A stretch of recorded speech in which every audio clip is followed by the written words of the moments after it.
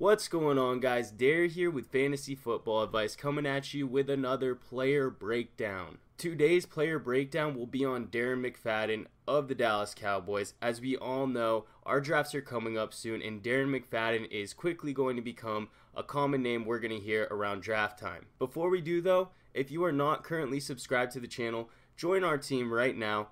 Give this video a big thumbs up and check out our website, thefantasyfootballadvice.com. Download our rankings. We have other benefits on there as well, so make sure to check those out too. We do also have a special promotion going on from Pro Football Focus, the leader in statistics for the NFL. You can get 10% off their Elite package and 12.5% off of their Edge packages. Don't sleep on this deal, as it won't be around for much longer. More information for that in the description box below. Now with that, let's get into the breakdown for Darren McFadden, and as I'm all sure you know by now, Ezekiel Elliott will be out a maximum of 6 games to start the 2017 season due to a suspension. If you have not yet seen our video from Friday, check it out. But to summarize, he's not going to be returning until week 8 against the Redskins due to having a bye week in week 6. So the earliest you really will get to play this player is the 8th week of the NFL season. We still have Elliott ranked at about RB11, even including his 6-game suspension. And we think a good spot for you guys to draft him would probably be as an early 3rd round pick if you can manage it. You know, the goal would be to hopefully combine him with a player like Lev Bell or David Johnson. Some players that we still have him ranked ahead of are players like Todd Gurley and Joe Mixon. Now, one thing to keep in mind with Elliott is he will be available for the playoffs, so he still has immense value. And as long as you can survive with a decent win-loss record by the time that he returns, you're going to have an extreme advantage for the playoffs. But we're not here to talk about Elliott. We're here to talk about Darren McFadden. So that's enough about that. Let's talk about McFadden's current value. So McFadden is slated to be the starter up until this point in place of Zeke. When McFadden was the starter for the Cowboys, this was back in 2015 before Ezekiel Elliott was drafted. And basically McFadden came in to replace DeMarco Murray, who they basically ran to the ground that year.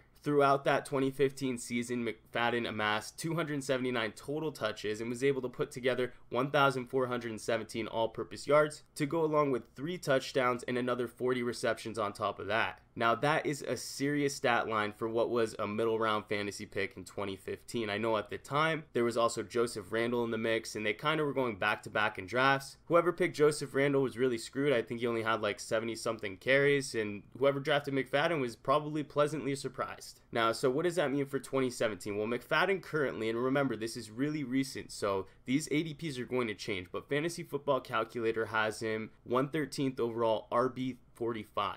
ESPN does have him ranked a little higher, 94th overall, RB34. One trend that we've noticed since this news broke is that he is quickly climbing up all the draft boards, and it honestly wouldn't even surprise us to see if it continues to climb from here. Now with that being said, I still wouldn't expect it to rise much higher than ESPN has it at about RB34, but since the news is so close to the start of the season, we may not have enough time between the news breaking and draft time for things to settle down and even out. It's going to be a lot of overreaction, but one thing is for sure, you should definitely not see the appeal. For starters, this isn't a player who you're going to be able to rely on in time for playoffs. As soon as Ezekiel Elliott returns, McFadden will fade out back into obscurity and will more than likely find himself on the waiver wire. Unlike another late round pick like a Jaquiz Rogers, there is a 0% chance that McFadden continues to receive consistent carries after week 7. Now between McFadden and Ezekiel Elliott, even though both players were picked 4th overall in their drafts, they aren't even close to the same caliber of players, and you don't need me to tell you that. In McFadden's fantasy relevant 2015 season, he did average 4.6 yards per carry. While that is a good average for any rusher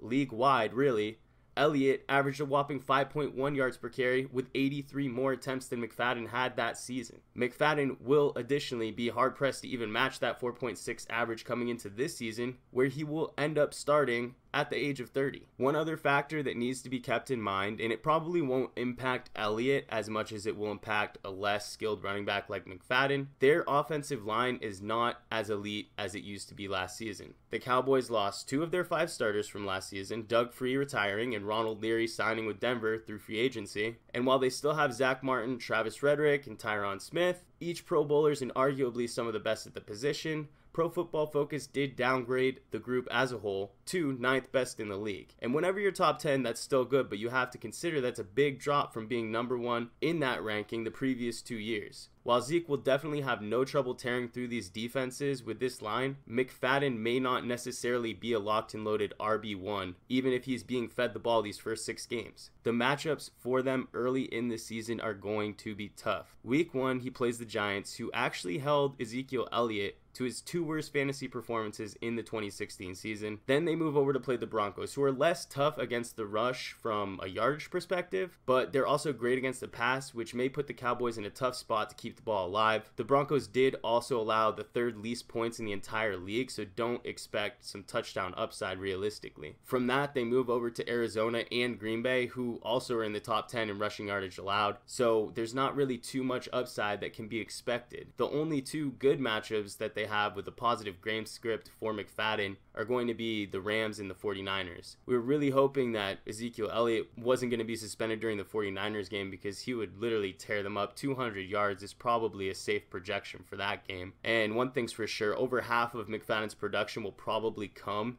in these 2 games. But even with 2 games, he's really not worth the draft pick, especially at where he's going right now. Let's be honest with ourselves. McFadden isn't exactly a player that we can count on to even stay healthy for the 6 games while he's the starter. He's one of those players who always seems to be hurt. He always has these soft tissue injuries, and I don't think anyone would be surprised if he missed some time after the first 3 games. For those reasons, you should definitely avoid taking McFadden. Don't pull the rookie fantasy player move and draft him thinking you're going to get a stud for the first few weeks. You're not going to have anything come week 7, and it's essentially a wasted draft pick. Now, if you are an Ezekiel Elliott drafter, though, I could understand the appeal a little bit more. Maybe you want to shore up that backfield. Maybe you think your options are limited and you really want to make sure that you have a good win-loss ratio before Ezekiel Elliott gets back. Well, that's understandable. Just don't think that you're going to be able to trade away Darren McFadden by week 3 to some sucker. I just don't think anyone in this day and age will fall for that old trick, and he's just not going to retain any value for you and is no way guaranteed to have consistent production while he's even on the field. At this point in time, Elliott does have the ability to appeal and potentially have the suspension reduced. The reduction would more than likely reduce it to about 4 games if granted, in which case McFadden has absolutely 0 value to us. If you are looking for some replacements to fill in while Ezekiel's out, look for a player like Jacquizz Rodgers, who I mentioned earlier. He is actually someone who finds himself in a similar situation where he will be the starter to start the season,